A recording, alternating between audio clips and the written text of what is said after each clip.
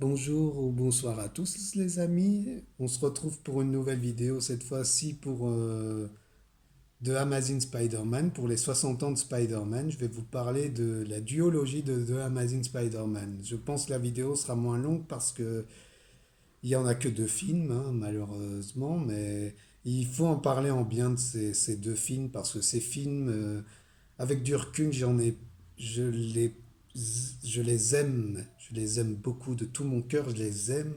C'est incroyable. C'est que dire, c'est maintenant avec du recul, je la préfère à celle de Sam Raimi, hein, mais j'aime celle de Sam Raimi, hein. Comme j'en ai parlé précédemment, je l'aime bien, mais celle de Amazing Spider-Man a rendu un côté plus moderne et même avant, je m'en souviens que tout le monde crachait dessus sur The Amazing Spider-Man quand c'était sorti. Tout le monde voulait un Spider-Man 4. Même moi, j'en ai voulu un, mais après, j'ai laissé passer et j'ai fait place à The Amazing Spider-Man. Et après, voilà. On va commencer avec The Amazing Spider-Man, hein, de Mark Webb. Et franchement, je l'avais revu l'année passée, comme je me suis fait un petit marathon Spider-Man, j'en ai parlé dernièrement. Et ce film-ci, je l'aime bien, je l'aime bien, je l'aime bien. Avant, je l'ai trouvé moyen.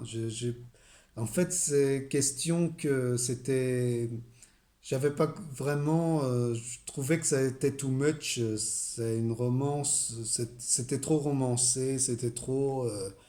À l'époque, hein, c'était à l'époque. Et maintenant, avec du recul, maintenant que je vois que Andrew Garfield fait autre chose, je l'ai vu dans Tic Tic Bang Bang, que je vous conseille de regarder, il est exceptionnel dans ce rôle-là. Et il a réussi enfin, pour moi, c'est ce Spider-Man qui aurait mérité l'honneur c'est lui qui mérite l'honneur plutôt que Tom Holland. Et il le mérite franchement parce que et franchement maintenant que c'est sorti, hein, ces deux univers ont des points de vue différents, que ce soit le Raimiverse ou de Amazing Spider-Man Universe. Ce sont deux univers qui ont leur point de vue et leurs défauts. Et malgré que j'ai eu du mal à accepter parce que je trouvais ça lent, en fait. J'avoue que j'avais pas. Avant, j'arrivais pas à accrocher plus que ça, mais maintenant, c'est pas un mauvais film, je trouve, hein. On voit un Spider-Man humain, ça a un côté Batman Begins, un peu, on peut dire ça. C'est un peu un Batman Begins, mais en plus light. C'est plus ça que je dirais. C'est plus un Batman Begins plus light. Mais c'est vraiment pas mauvais. Il y a Lézard qui aurait mérité mieux qu'un look basique, mais Lézard est vraiment. Avant, j'aimais pas son look, je trouvais ça trop facile. Enfin, il avait un look bizarre. Mais après, en admettant, quand on voit les comics, quand je lis les intégrales encore une fois, et quand je lis le personnage du lézard, je trouve que Lézard a vraiment un côté. Ils ont fait une apparence humaine, humanoïde comme ça, qui rend bien au personnage. Et c'est vraiment intéressant à voir. Il se transforme petit par petit. Et je trouve qu'après, c'est suffisamment bien traité. Tu vois vraiment que Reese Ifan fait quelque chose. Et après, tu as le mystère autour des parents de Peter qui est vraiment intéressant à voir, je trouve, hein. Il y a la musique. Après, enfin, c'est un côté héroïque et Donald Renew qui le double d'ailleurs. Est exceptionnel. C'est un Spider-Man vraiment qui a ses qualités, mais je trouve que beaucoup de gens ne le voient pas. Mais c'est un film vraiment. En fait, il souffre de la comparaison avec la saga de Sam Raimi, et c'est ça qui est triste. Parce que il est différent de la saga de Sam Raimi. C'est juste que malgré ça, il essaye de ramener des gens qui ont connu la saga de Sam Raimi et voilà, ça ne s'est pas bien comme prévu. Et voilà, après. Il y a eu un jeu vidéo aussi, qui se passe après les événements du film, qui est très bien. Franchement, qui est très bien et qui peut parfois, on peut dire que c'est meilleur que le film, mais ce n'est pas vraiment le cas pour moi. Ça reste X-Men Origin Wolverine, le meilleur film en jeu vidéo adapté, hein. Ça, on peut dire, c'est sûr. Mais on a une Gwen Stacy, Emma Stone qui s'en sort bien. Emma Stone, je trouve que c'est une actrice qui s'en sort bien, qu'importe ses rôles, que ce soit dans Cruella ou j'ai vu Cruella, hein, mais je trouvais elle s'en sortait bien dedans. Et maintenant, quand je vois dans Spider-Man, elle a fait une excellente Gwen Stacy. On voit Capitaine Stacy, justement, je lis les intégrales là, et on voit Capitaine Stacy qui est intéressant dans les comics. Ça, je trouve, il y a vraiment une part on voit que c'est un allié de Spider-Man dans les comics. Et là j'ai l'impression ils ont voulu changer la donne, mais en fait, c'est plus inspiré de l'univers Ultimate de Amazing Spider-Man. C'est ça, en fait. C'est un mélange des univers classiques et Ultimate, un peu près, hein. Et c'est ça qui rend l'univers intéressant de Amazing Spider-Man. Et après, voilà, ça parle encore, hein, de l'image du héros, que des gens le soutiennent. Mais je trouve que dans ces films-ci, c'est plus poussé. Mais je vous en parlerai dans le 2 que je vais vous parler maintenant, juste à l'instant. Mais je trouve vraiment ce film-ci très intéressant. Il faut le revoir avec un regard neuf. Il faut pas le voir comme une romance à l'eau de rose, patati et patata, parce que c'est loin d'être le cas. C'est pas du Twilight ou quoi que ce soit. C'est pas des trucs à l'eau de rose. C'est vraiment très bien. Et il faut le regarder vraiment avec curiosité. Et Andrew Garfield est excellent dedans, ainsi que les autres acteurs. Et je trouve que Martin Sheen en Oncle Ben donne bien cet héritage de l'Oncle Ben, hein. Oui, même si la mort est pas aussi marquante que dans le premier, mais c'est assez même maladroit. Mais malheureusement, beaucoup de franchises de super-héros subissent ça, de la maladresse. Mais il y en a plus autant que maintenant, je trouve. Mais cette saga-ci est vraiment intéressante pour ce que ça propose et voilà, mais je vais me répéter. Je vais vous parler maintenant du deuxième, que j'aime bien le 2 parce que le 2 te montre les conséquences, qu'on voit dans le premier, hein. On voit que les arts a quand même... on en reparle. Et là, ils ont mis trois méchants, ils ont misé sur trois méchants, mais celui-ci a subi... beaucoup de publicité et tout ça. Je m'en souviens à l'époque, j'ai eu le malheur d'en regarder beaucoup et je l'ai quand même été le voir au cinéma. J'ai quand même kiffé de l'avoir vu au cinéma parce que c'était agréable de le voir, de voir ça au cinéma, surtout pour ce qui se passe à la fin, que je vous parlerai plus tard. Mais c'est intéressant. On voit Electro, que je trouve qu'Electro est très bien utilisé dans ce film. Parce que Electro est souvent un sous-fifre, c'est souvent un gars un simple sbire, alors qu'il a un pouvoir de malade d'électricité, il peut couper le courant qui est utilisé là. Ça en fait une menace vraiment, même si c'est très cliché, hein. Dans ce film, ça souffre du cliché du gars qui est fan et tout ça, mais je sens on voit ça beaucoup dans ce genre par la suite avec Cheetah dans Wonder Woman 1984. Et après, il y a les fans. Il y a quoi encore? Dans Les Indestructibles, qu'on voit ça aussi. Aldrich Killian dans Iron Man 3, que je vous en ai parlé aussi. Mais c'est intéressant de voir le point de vue du fan qui adore son héros et qui finit par sombrer. C'est quelque chose d'intéressant à voir, même dans le genre super-héros. Ça peut prendre différentes formes d'être fan de quelque chose et d'être négligent avec la chose. C'est ça que je trouve intéressant à voir. Et encore, Andrew Garfield se dans celui-ci, je trouve qu'il se lâche beaucoup plus et qu'il est vraiment à fond dans son rôle. Et après, il y a le Rhino qu'on voit brièvement, qui se fait son rôle. Hein. Rhino, c'est quelqu'un qui aime bien faire de la castagne et tout ça, donc on peut pas s'attendre à plus. Hein. C'est pas le bouffon vert ou c'est pas le caméléon, c'est un méchant qui aime bien se castagner. Alors voilà, il sert à ça, il aime faire des dégâts et tout ça. Il a servi à ça dans cette saga et c'est ça qui est intéressant.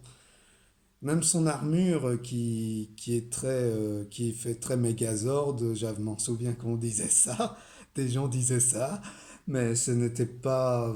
Après voilà, ça aurait pu. Après, il aurait pu devenir un cyborg tout simplement. Ils auraient pu faire une suite de Amazing Spider-Man. Ils auraient pu faire ça. Ils auraient pu faire une sorte de cyborg.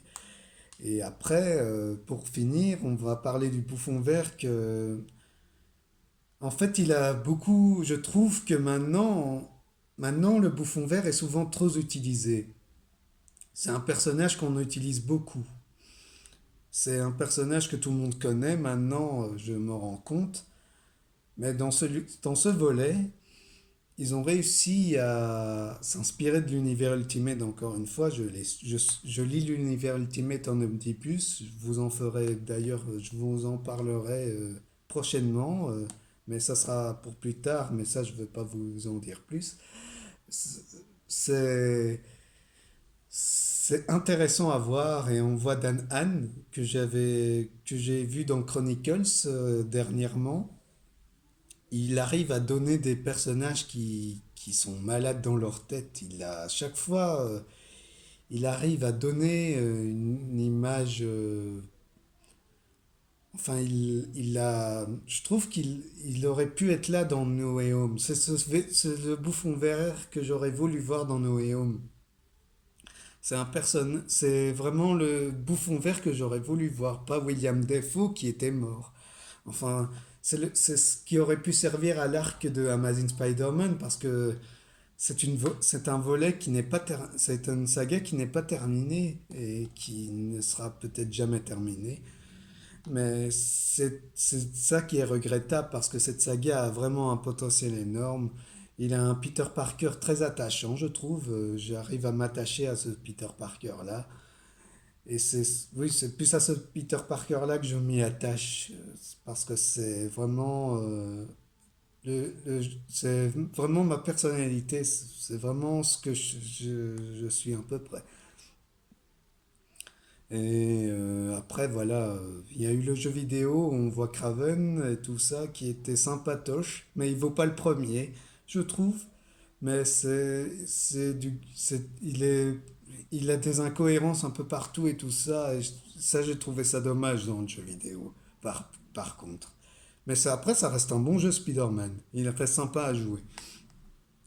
Et pour ce qui est de la fin, spoil si vous avez pas vu, mais je pense que tout le monde l'a vu, hein. C'est pas nécessaire que je mette un spoil pour dire que vous quitterez la vidéo, parce que je pense que tout le monde l'a vu, c'est pas possible. Donc, la mort de Gwen Stacy, c'est dans les comics, hein, ce que ça se passe, le bouffon vert euh, fait tomber Gwen Stacy et Spider-Man essaye de la rattraper. C'est exactement ce qui se passe dans le film. Cette fin est même traumatisante et on voit une voix il y a une leçon que le Captain Stacy voulait lui donner dans le premier et on voit que ça se conclut. Au moins ça, c'est ça qui se conclut et c'est triste. Franchement, on voit que Peter n'est plus, il est traumatisé par sa mort et c'est dommage que, enfin voilà, Gwen meurt et c'est triste. Et on sent en plus que c'est pas appuyé sur l'humour. Il y a de l'humour, mais c'est pas aussi appuyé que maintenant. C'est ça que je trouve intéressant. Et, et pour cette époque-ci, en 2014, on a eu les Tortues Ninja, je pense aussi, qui étaient sortis et qui avaient le même schéma presque. Et que dire après que ce film est pour moi mon préféré. C'est encore un 2. Décidément, j'aime bien les suites. Comme quoi, je suis pas aussi grognon hein, que ça les paraît. Je- j'ai rien contre les suites, mis à part qu'il faut bien le faire, la suite. C'est ça, en fait, ce que je veux dire. Et souvent, maintenant, les suites n'arrivent pas à être intéressantes. Vous savez ce que je veux dire. Mais il y a Top Gun 2 que j'ai vu récemment que je vous conseille de regarder parce que ça, c'est une bonne suite. Enfin voilà, après, je m'éloigne du sujet, mais The Amazing Spider-Man 2, c'est un chef-d'œuvre. Avec du recul, on arrive à lui trouver beaucoup plus de qualité, malgré il essaye de donner trop de choses dans le film. Ils essayent de mettre trop de choses et c'est ça qui rend le film ça handicape le film et c'est ça qui est dommage. Et franchement, c'est ça qui est triste. Mais après, ça rend fidèle à l'univers Ultimate et c'est ça que je trouve intéressant à voir. C'est un Peter Parker intéressant à suivre et avec du recul, c'est le Peter Parker que je veux continuer à suivre. Je veux continuer à le suivre, ce personnage, parce que c'est vraiment le Peter Parker que je veux voir évoluer, je veux voir ce qui s'est passé et tout ça. Je veux voir les Sinister Six, même si maintenant je pense que ça va être les Sinister Six pour les nuls, mais bon, c'est un autre sujet. Enfin bon, voilà, je voulais vous parler de cette saga, mon amour pour ces deux sagas, et j'ai essayé de faire mon possible pour en parler avec amour, mais je sens que je suis assez confiant que j'en ai parlé avec amour de ces deux franchises que j'aime de tout mon cœur.